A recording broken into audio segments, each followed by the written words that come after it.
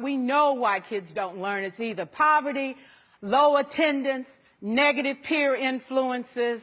We know why. But one of the things that we never discuss, or we rarely discuss, is the value and importance of human connection. Relationships.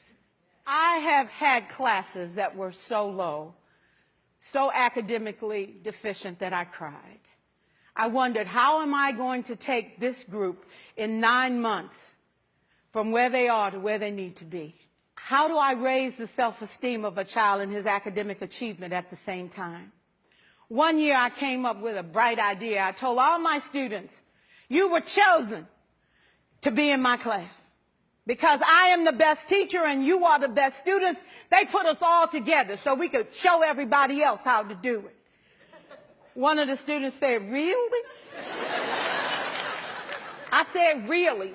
And I gave him a saying to say, I am somebody. I was somebody when I came. I'll be a better somebody when I leave. I am powerful and I am strong. I deserve the education that I get here. I have things to do, people to impress, and places to go. And they said, yeah. You say it long enough, it starts to be a part of you. Both my parents were educators. My maternal grandparents were educators.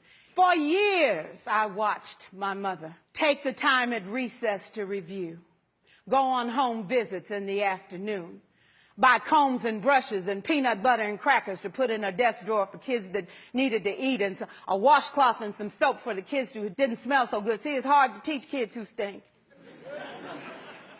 Years later, after she retired, I watched some of those same kids come through and say to her, you know, Miss Walker, you made a difference in my life.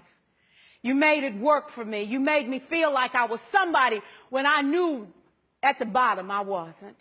And I want you to just see what I've become. And when my mama died 2 years ago at 92, there were so many former students at her funeral.